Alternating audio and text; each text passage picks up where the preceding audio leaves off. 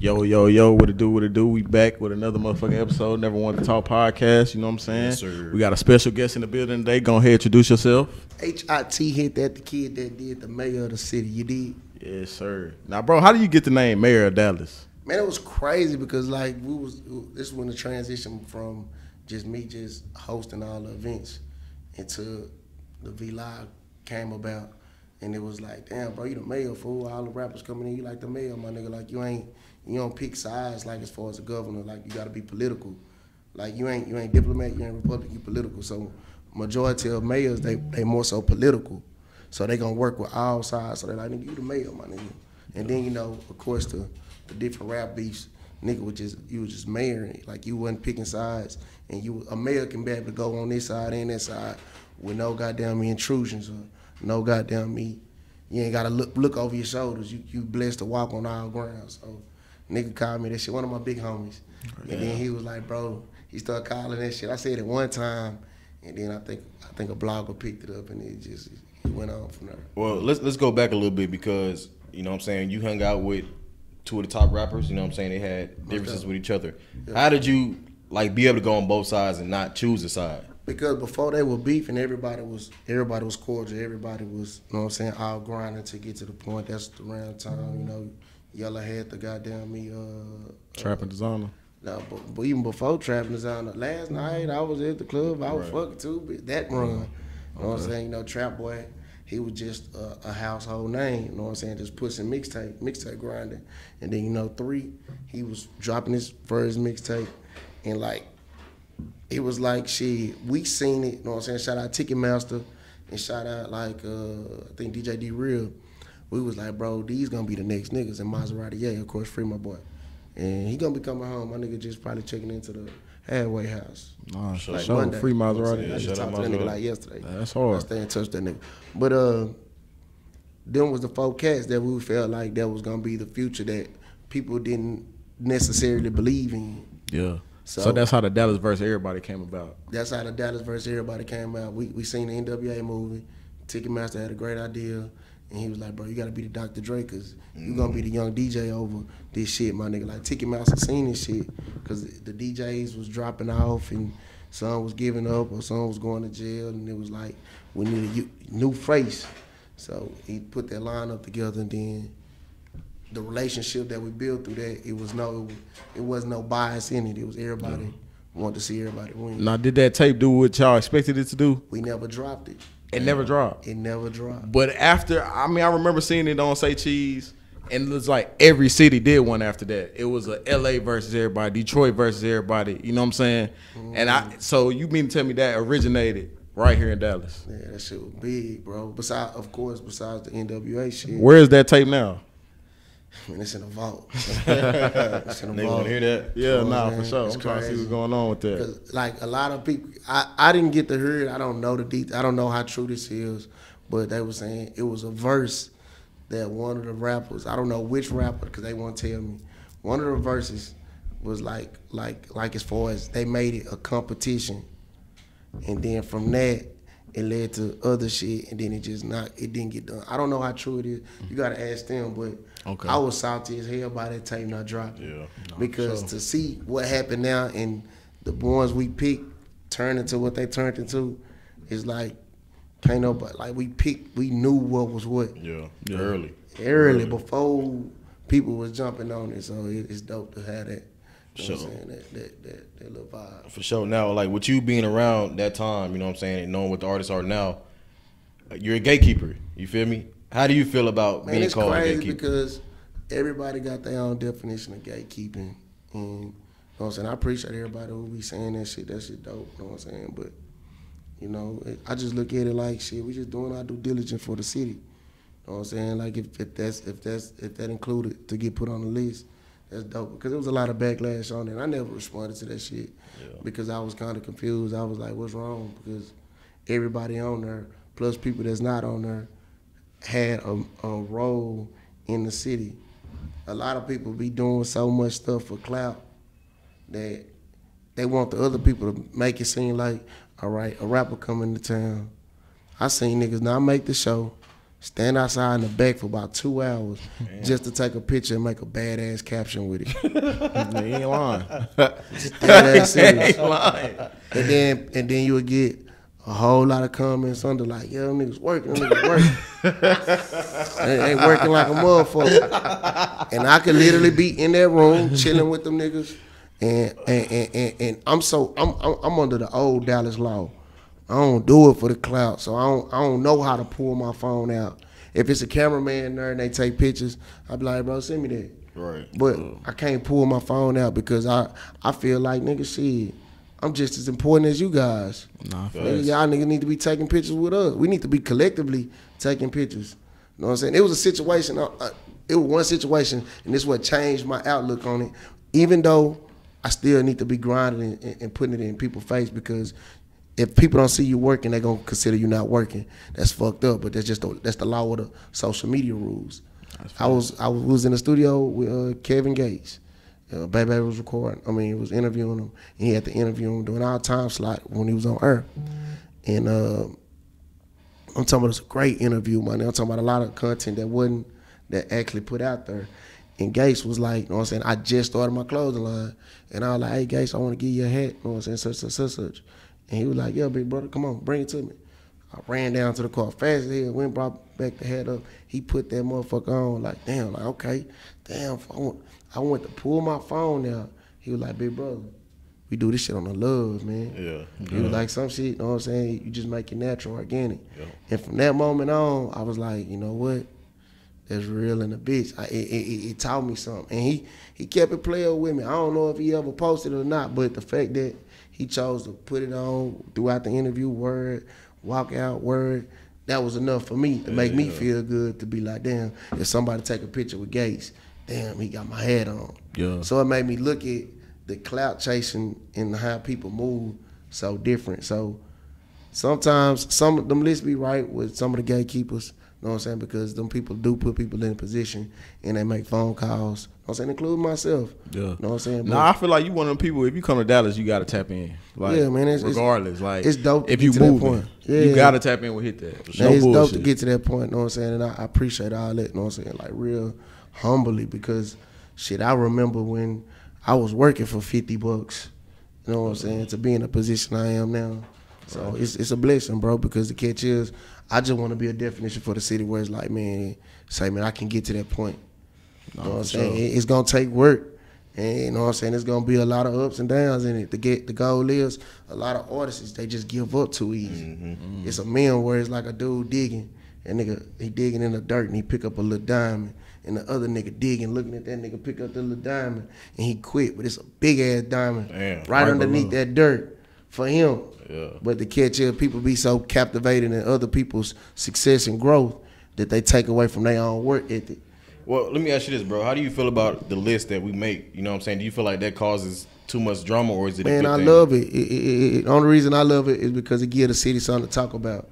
Everybody know the power of the list. You know what I'm saying? Whether it's bullshit, whether it's semi-true based off of y'all biased statistics, you know what I'm saying? Because everybody have a different relationship with each person on that list. Right. You know what I'm saying? Unknowingly and knowingly. Right. So, you know what I'm saying? Each list puts people in position. Like, I think the list I made one year, it was like, okay, boom. Everybody was like, man, y'all only saying that because he on the radio.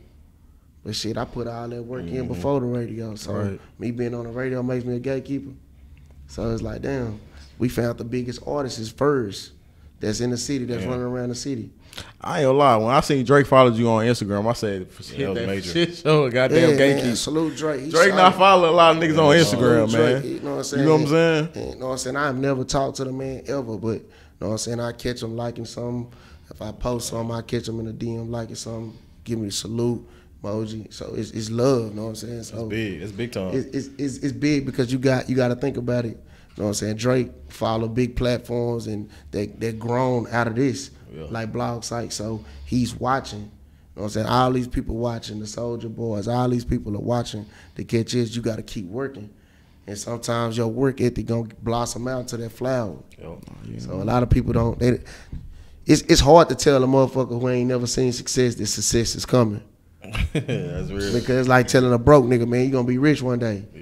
You man, when the day coming? Because I'm broke now. Yeah. So it's, you know. Hey, how do you adjust from being like, because the radio is industry, obviously, and then you obviously had a street name as well. How do you adjust the two? Like, how do you decipher the two? Man, it's just shit. You know what I'm saying? I got a lot of advice from a lot of big dogs throughout the radio station that kind of like guide me through and like, hey, hit that. You might want to try this or this, that. Because don't nobody want to tell another grown man how to move, where to move, and you know what I'm saying. But in the same time, you got to be humble enough to sit back and see big dogs who been in that position, trying to innocently guide you into your place where you need to go. Right. So it just, you got to have an open ears, open heart. So it's hard though, because so many people think, hit that, bro. You on the radio, you can do this. Nah, fam. I can't. I'm a little fish in that big ass ocean up there. Yeah. But I try to swim accordingly. You know what I'm saying? And make some type of influences in somebody's life and do it within the confines of not getting in trouble, not getting jammed up. How important do you think Street Swag Sunday is to the city? Street Swag is major for the city, bro. It done gave, hands down, I know for sure, just organically playing Erica Banks. You know what I'm saying? It got people in Houston looking at her. Then she signed a 1501. That wasn't the point of why she got signed. It was all the other intangibles that led up to her climbing up the ladder. And then when you get to the mid to the way of the ladder, it's like, okay, damn, all right, boom, boom, boom. Let's work with her. And then look what that happened to her. People like Fat Youngin that got signed, Molly Brook. You know what I'm saying? You got goddamn D Gully. You got a lot of different artists that solely because the amount of movement that they had in the streets was minimal, but that platform, somebody heard them and was like, okay, I want to fuck with it. I believe in that. Yeah. Do you feel like an artist's hometown has to fuck with them for them to blow up? To a certain extent. What's that extent? All right, let me say like this. All right, I only use personal examples. I hate to use what if situations. You know what I'm saying? All right, like I'm gonna go take them back. B-Hemp and the road. They blew up in Oklahoma first, but if Dallas didn't catch on, they would still be stuck in the dirt. Yeah. You know what I'm saying? Sure. So it don't matter how much you blow up outside. If your hometown, which is a number 4/5 market, is not recollecting, it's not showcasing that, it's hard. You know what I'm saying? And a lot of people do the internet grind, or they do the sign with the bloggers and try to work it out. That's great. Those are great steps to success. But in the midst of that success, you the biggest thing on the internet, but those internet folks don't go out. For sure. They don't pay. For sure. Now, with you being a DJ, I got to ask you this question. You have some people, some crowds saying that the bloggers are the new DJs. I don't agree with that. I for sure feel like the bloggers are doing their job. Yeah, for sure. You know what I'm saying? You got a lot of bloggers that feel like that they blogging is turning into DJ mode because they create the post and give it a narration out to the public as such. But if the DJ don't ever play it, it's stuck. Because one thing about the DJs, they don't gotta play the music. Yeah. Because it's a million other songs that they can play. And the catch is, motherfuckers ain't gonna walk out their club because they ain't play one song. You ain't lying. Facts. It's been do you feel like bloggers are breaking artists? I feel like bloggers are helping the artists who are already in motion working. Ain't no blogger, including you guys, have posted an artist without no work ethic and slap dead, popped them. I mean, I feel like ain't no DJ did that either. With no work ethic? With no work ethic behind it. What DJs did that? No DJ. Nah, yes, because a lot of rappers don't got no work ethic. Fact. So, but the catch is, the bloggers, y'all catch what's already in motion. Nah. To a certain extent. To a certain extent. What do you consider already in motion, though? All right, if he's already got a great sound, he's already made his own post. They just didn't get traction, and y'all caught it. We did that before. It's already, and 9 times out of 10, what y'all don't see is, it's probably, the catch is with a lot of bloggers, y'all will never see the strip club grind, because the strip club will always be the key tool in breaking any artist, because they can play anything, and niggas gonna be like, yeah, I like that motherfucker. And then it's gonna be DJs who work in the club that's going to the strip club. Hey, let me see what HITDAT playing though. Okay, I like that motherfucker. Let me try that bitch out. Yeah. Let me see what DJ Chubb playing. Lil Chubb and Big Chubb. Let me go see what Papa Run playing. Let me go see, because the catch is we have access to play the newest shit before it pop. So a lot of bloggers can, not saying that it don't happen, but it's little to none. It's just little to none. I'm just be honest. All right, that's fair. I'll take that. You ain't lying. I hear a lot of good music in the strip club. Most definitely. Hey, what's the proper way to approach you in the strip club when you're DJing to play their song? I mean, if you turning up, your song gonna get played. But if you want to just hear your song, come to the club early, bro. Like, you gotta think about it. All artists, y'all have an opportunity, and I want to tell all artists this. I always say this shit every interview. All y'all, I'm working artists. I tap in, you messaging DJs and shit like that. That is the first step. That's the baby step of showing me you serious. Bro, I DJ 4-5 places a week, and other DJs do too. Man, y'all can pull up. We there early. We gotta get there early. We there before the people come. To a certain extent, y'all have all this time to tap in. Y'all want to wait till 12:30 when we in our power hour. People drunk. Don't nobody want to hear nothing new. Yeah. Get used to that. Nobody want to hear nothing new, and you not finna break your song in that moment. Period. It just don't work. and a lot of artists is dick ride the fact that, all right, I might not go to the club for 3 weeks. Oh, what's the name gonna be there tonight? Oh yeah, we finna come in that bitch. And then you gonna expect the DJ to play your shit, but you ain't come these last 3 weeks when it was slow motion and the vibe wasn't, know what I'm saying, up the par. Right. Y'all ain't, know what I'm saying? So no DJ is obligated to break your record, because one thing about Dallas is slim to none artists that done looked out for a DJ. Damn. Never. It's like that with bloggers too, though. Facts. Bloggers it's the same too. Shit. It's the same shit. I feel like, so when did you get to the point where you like, y'all gotta pay me? I mean, it ain't even about more so the paying. This is me. I only can speak for me. I want the like with Movement 3. I never got $1 from 3 ever in life. Gas Rain is a confirmation. Like, I never wanted it. You know what I'm saying? I just believed in bro, and I want to grow with bro. You know what I'm saying? With Yellow, I RIP Dip. Dip and Trap was breaking his music before, and I jumped on a bandwagon. Man, I didn't want no money from bro. I just want to see him win. Trap Boy was always tapped in. You know what I'm saying? So it was like, I just want to see them win. Little Runnies, the Little Runnies, the Fat Pimps to the Road.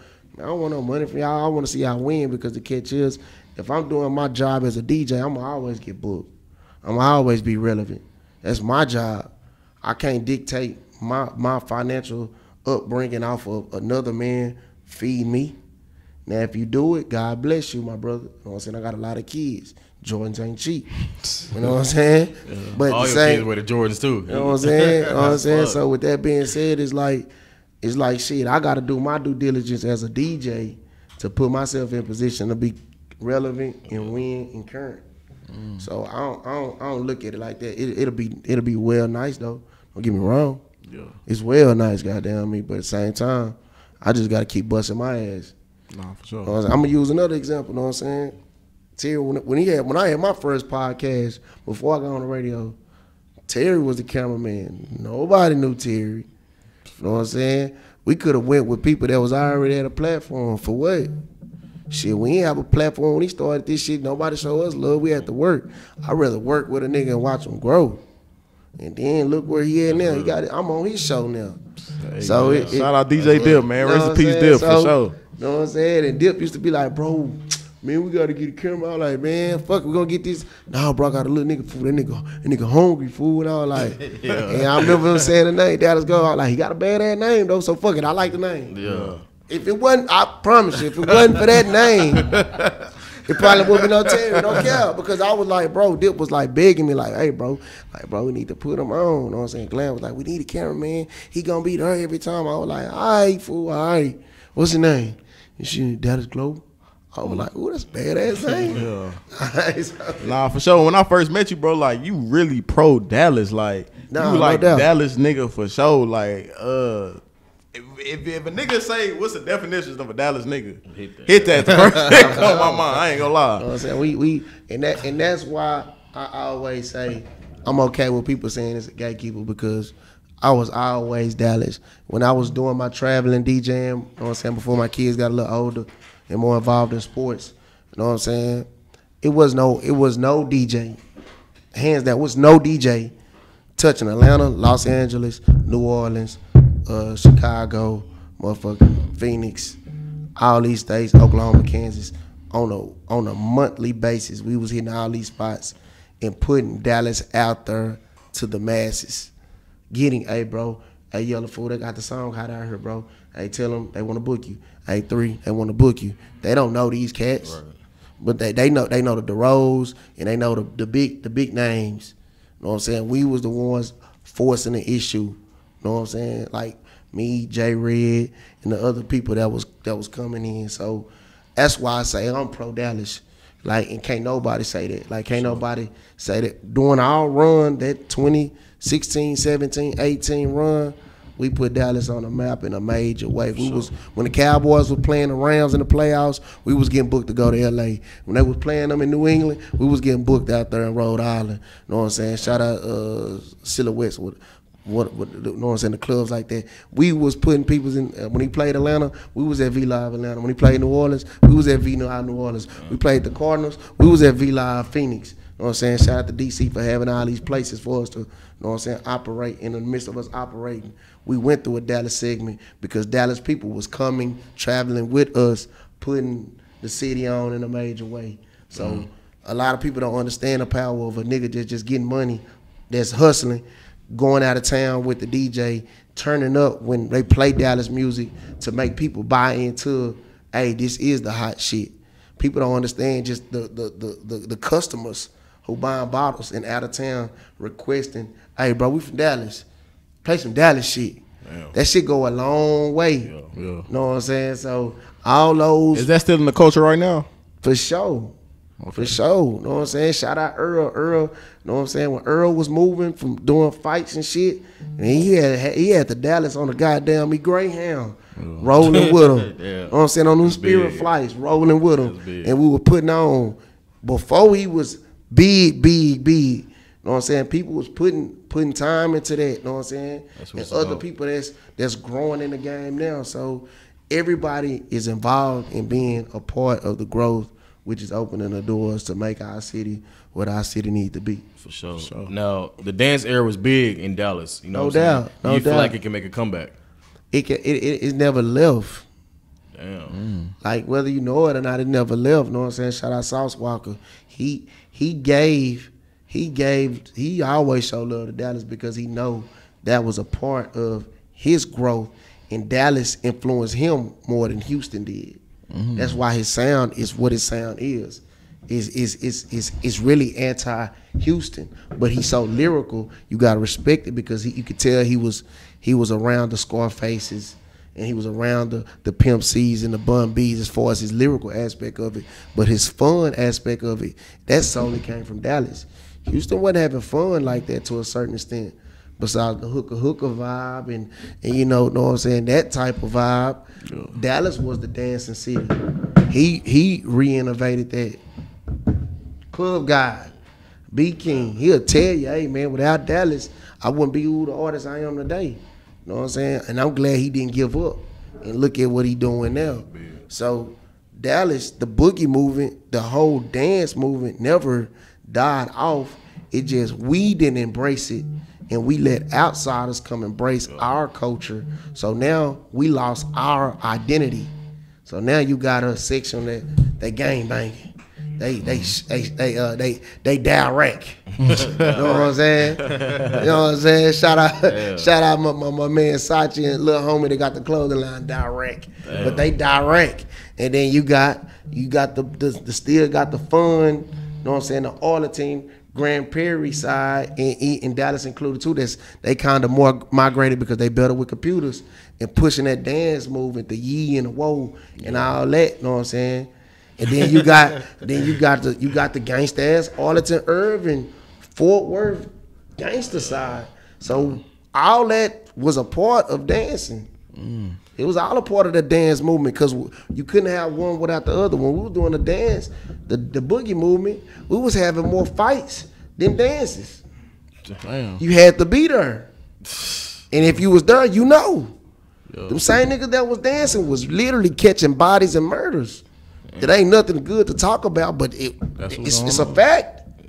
So, know what I'm saying? So, it's just, it never went nowhere because people are still in the club. They still dancing. Sure. Know what I'm saying? Now they dancing in the sections on the side of them. Know what I'm saying? Because if you in a club and you recording the club and ain't nobody dancing, that shit whack. Hey, now it was a popular Shreveport rapper. You know what I'm saying? The Bebe. He actually The made Bebe. Yeah. When you see I him never met him, bro, but I love that shit. Know what I'm saying? He sent it to me. I messaged him on Instagram and shit. Know what I'm saying? That shit was tough, man. I like that. Know what I'm saying? I always like when anybody, know what I'm saying, pay homage to what we did because we had a game changing. Know what I'm saying? A game changing moment. Big, know what I'm saying? So shout out to Bebe, man. We gotta get you up here. For shit show. Now shit, you know, recently on social media, you know, everybody been saying who they broke or what they broke. Yeah. You know what I'm saying? People haven't been giving you a lot of credit. I want to say, I know about rumors. You know what I'm saying? I remember rumors. I remember when you brought Lil Baby. Know what I'm saying? Shout out to the whole little rumor movement. You know what I'm saying? My man Al, Manny. You know what I'm saying? Jay Hayes and me. You know what I'm saying? We was the 4 people behind that. We was the first promoters that was youngsters that had a club that shook the city up. We were youngsters though. Yeah. Like we were puppies. Yeah. You know what I'm saying? The power of that, you know what I'm saying? We, like you say, Lil Baby. You know what I'm saying? When nobody playing Lil Baby. Yeah, I remember. And I remember the Baby. I won't say the DJ's names. We was arguing about them. Hey, bro, you need to play this song. Because I was coming from Atlanta. Like, hey, bro, he going to be big. You know what I'm saying? We booked them. It packed out. I remember booking the Baby for $5,500. Damn. All in. That man going for $500,000 now. We backdoored and booked the Baby. You know what I'm saying? Shout out to Ball because Ball is, in my eyes, every list is leaving my man off the list. I don't think Ball want to be on the list though, man. I mean, he don't care about the list, but I mean, as being who I am, I always show love to who really is a part of the Dallas culture. For sure. Ball, these artists was staying at Ball Mansion. Damn. The Baby. I mean, Ball, I remember Ball literally calling me and said, hey, bro, I got the Baby here. I'm like, who, Lil Baby? He like, nah, the Baby. And I'm like, I don't know who that is. He like, you need to meet a nigga Cole. Boom, pulled up. We wound up chopping it up for about hours, my nigga, hours. And I was like, well, look, I got a club, fool, come on. He was like, bro, just hook me up with something. Gave him what I gave him, you know what I'm saying, which was crumbs in my eyes, you know what I'm saying, and in his eyes too. But, you know, we out working at this point. We got a new club. He trying to get hot. We start playing his music. We brought him. I'm talking about he rocked that bitch. Damn. Back door, Megan Thee Stallion. Matter of fact, Terry was there when he interviewed Megan. I wasn't there that day. You wasn't there that day? I wasn't there that day. I wish I was. He told me to come. I was not there. We interviewed Megan, you know what I'm saying? We had her in a platform like this, brought her to the club. These were artists we broke. So, like, when they say who broke artists, my 4 artists that I broke are literally at the top of the game. You got Lil Baby, The Baby, Megan Thee Stallion, Mo 3, courtesy with Rainwater. I was on the first tape. That's a crazy lineup. That's 4. We ain't talking about no other artists. Yeah. I ain't even got to talk about no other artists. Just them 4 alone. That's a fact. Everything any artist you want to say, and even artists that you claim work on, honestly, you know what I'm saying, Lil West, you know what I'm saying, I remind you, I was always with Trap. When it came to studio time, Trap was a real rapper, meaning he rap hustle. Hey, bro, I just did these songs. Pull up. Check them out. Hey, bro, I just did these songs. Hey, I'm at the crib. All right, come on, get on this 2K. I'm going to whoop your ass. Then we're going to listen to this music. He was a real rapper. Yeah. So in the process of when he brought West down, before West was West, before they recorded the song, I'm already telling West, hey, bro, that shit hard. That one of the first wake-up songs I ever played on the radio. Damn. Because I heard the power of it. what I'm saying? When Wes went to jail, I stayed in contact with him through Instagram, through whoever was running it. Like, hey, bro, I'm gonna keep your name alive. So niggas be claiming work. I be like, but that ain't for me to say. I can say it now because look at bro now. Yeah. He in a position where he you know what I'm saying? And they come to the club for free. You know what I'm saying? They get booked somewhere else and they still gonna walk in, show love. So I respect that. The money bag yos. Yeah. Who the first person to bring money bag yo? Let them know something. Let them know something. Shit. Pop that shit. Niggas need to know this. You know what I'm saying? The money bag yo was the first person. You know what I'm saying? Before he was hot. You know what I'm saying? When he was just bubbling in the streets. Last year, courtesy of, you know what I'm saying, my big homies out the south along with 240, did nobody bump Pooh Shiesty and Big 30. It was the first person, people to bring them in. And what's so crazy, I denied. I was like, man, nah, they ain't ready yet. Yeah. Shit. Hey, man, that V-Live show, it was lit. You got to think about it. All these artists, man, the biggest song in Dallas, Texas history, right now to this day, besides Southside the Realest, besides all the Dallas legendary, iconic songs, motherfucking, Tell Me It came with a chopper. Yeah. Who the first nigga bring them niggas, man? So, nah, no cap. So, like, you know what I'm saying? I don't like to, you know what I'm saying, do this and that and the third, but you know, shit, the Yellow Beezies, you know what I'm saying? We was all a part of that, like all these different, you know what I'm saying, artists that came up, you know what I'm saying? We all played a tool on it. I don't want to just say necessarily broke because all them niggas was working. Yeah, it takes an effort. A group. Yeah, so I hate when niggas be like, I did, you didn't do shit. Now, certain artists like the Cash Pages, it was certain people that was just, they molded that for them to be that. Right. You know what I'm saying? And I will say she touched our platform first. Beezy found Cash Pages. Yeah. No cap. For sure. You know what I'm saying? So those are the type of artists. So it's like I sit back and I just admire. I want people to just everybody work together, man. And when I say mean work together, man, I don't got to work with you.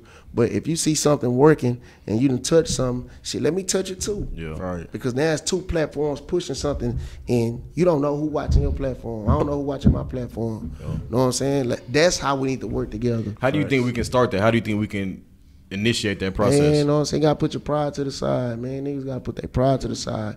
Niggas so focused on, damn, they making this, that, and the third. They making this, that, and the third. They like pocket watching is the biggest problem that's causing the growth in people. Mm-hmm. Like when motherfuckers, everybody love the underdog. You know what I'm saying? Everybody root for the underdog. Everybody rooted for me. You know what I'm saying? Everybody want to see Hit That Hoe win because Hit That Hoe ain't had no smoke. He was, you know what I'm saying? He was for the city. You know what I'm saying? He always showed love. X, Y, and Z.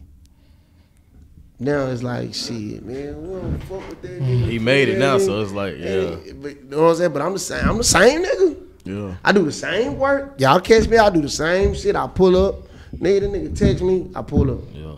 I don't want no money. Really? I see y'all winning because I'm watching everything y'all doing. And the catches in the midst of all that, it just, the bag got a little blessed. It ain't big, it just got blessed. Yeah. You know what I'm saying? Because my daddy always told me, every dog ass gonna get that sun to shine on it one day or another. He did. The catch is, what you gonna do when that sun starts shining on your ass? Is you gonna shit or you gonna show your ass? What you gonna do when you shit? You gotta drop your ass now. You gotta come up out that sunlight. You know what I'm saying? Have you ever seen a dog shit? He gotta drop his ass. Wow, for sure. So it's like when the sunlight shine on your ass, what you gonna do? So you know what I'm saying? I'm just blessed enough to be in position to be. I didn't eat no cheese that day. I ain't have to shit.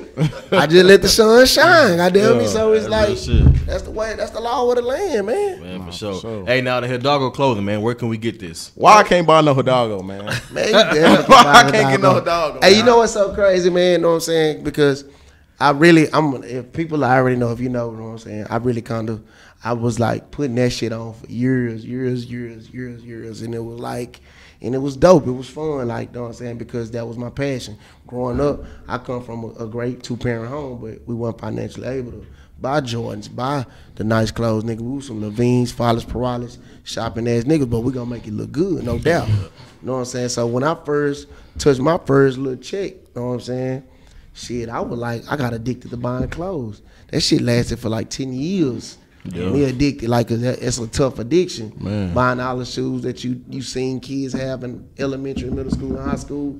So this past year, you know what I'm saying, I literally had to put the clothing line on hold because it was like, man, hey man, it's dope that you doing this and it's bringing revenue and all that. But shit, I got 4 boys, you know what I'm saying? I had to put them in a position to win on some long-term shit. So I went on a 6-month run, but it turned into like 9 months. You know what I'm saying? Because I was having hiccups, I was still buying shoes and shit. But you know what I'm saying? I had to put the clothing brand on hold. You know what I'm saying? Get me in a house. You know what I'm saying? God said the same. He put me in position to win. Shout out to my realtor. And, you know what I'm saying? My old lady who, you know what I'm saying, buckled down with me, knew what the goal was. Sure. So in the process of that, now that I'm situated, the brand finna come back in full effect. And shout out to all the new brands that's coming up also, man. You know what I'm saying? I see a lot of people like the 2828 brand, the little Keep Off brand, the Payola brand. They working real hard. You know what I'm saying? And other little platforms. Who else? Pure Plane. You got a lot of different brands that, like, you know what I'm saying, I seen that's been doing it for a long time, and that shit fire. I fuck with it. Sure. You know what I'm saying? A lot of people get on the platform and they don't want to show love, but it's just nothing, my nigga. This lane so big, nigga. You can't wear my shit every day. Facts. You know what I'm saying? So it's dope because that's what made me start to get in that shit. I really made a clothing line just for the Dallas shit. Nah, for sure. I remember when the dog was your first outline. Man. You was like, man, I'm finna drop a clothing line. Yeah, and I was scared. I ain't gonna lie, I was scared because I was like, but what made me realize it, I went to the mall on my birthday. I never forget this shit. 2019, I never forget this shit. I spent like $3,500 on the outfit. Damn. And I was like, damn, I could have made so many clothes and shirts. And I was like, from now on, you know what? I'm starting me a clothing line. I started me a clothing line in like July the 4th. I mean, July the 14th. I wound up getting all my business done. August 23rd. That's when Hidalgo was a real company, a real brand.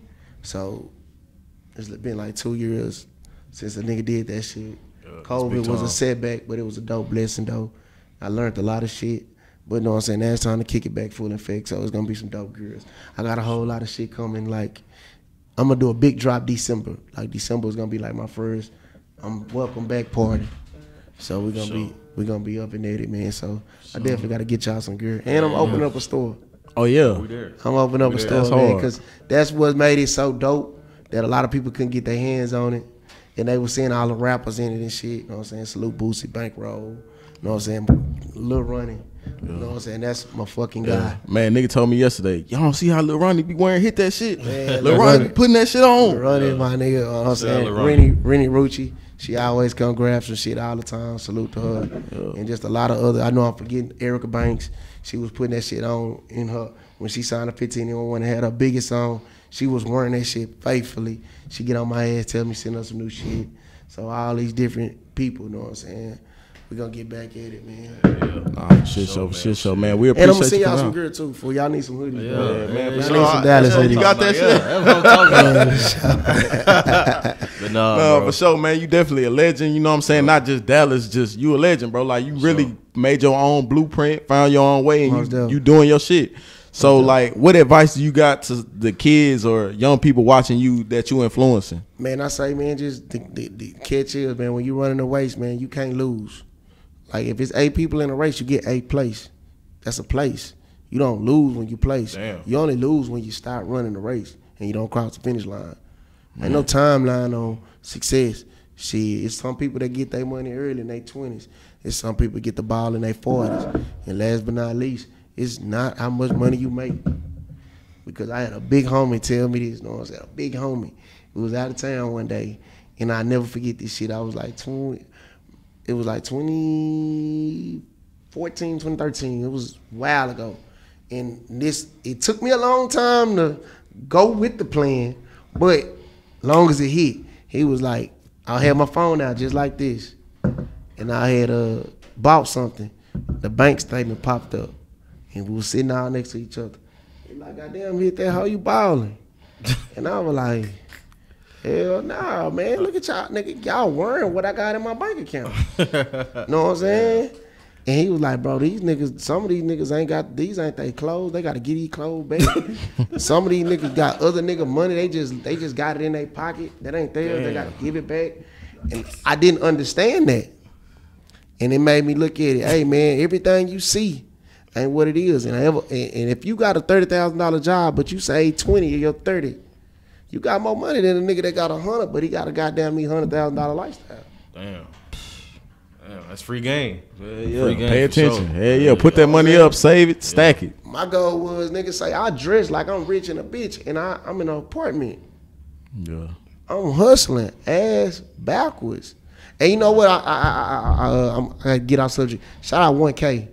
The clothing line, yeah, YK 1K. Yeah. I fuck with them, man. They motivate me. Shit. They motivate me like a motherfucker. Yeah. Like, he is a big motivation. He don't know it, but you know I gotta use his platform. Salute, bro. Nah, that nigga is very motivational. For shit, I've been seeing this shit everywhere too. Man, nigga working, bro. Yeah. That nigga working. He working like a motherfucker. I salute, bro. You know what I'm saying? Sure. And then Jeezy. My last quote, everybody. Jeezy said, "Hey man, if you wear a black tee for a year straight, count up at the end of the year how much money you gonna make." Damn. I need to get some black tees, man. Hey man, we appreciate you for stopping by, man. That's real shit, man. Real one. For sure. Y'all boys keep at it, man. I'm proud of you guys, man. You know what I'm saying? Y'all make the city look good. You know what I'm saying? Y'all try to stay away from all the negative posts and shit, man. Y'all niggas want to talk podcast. Y'all niggas got a big platform, so you know what I'm saying? Use that bitch, utilize this motherfucker, man. For sure.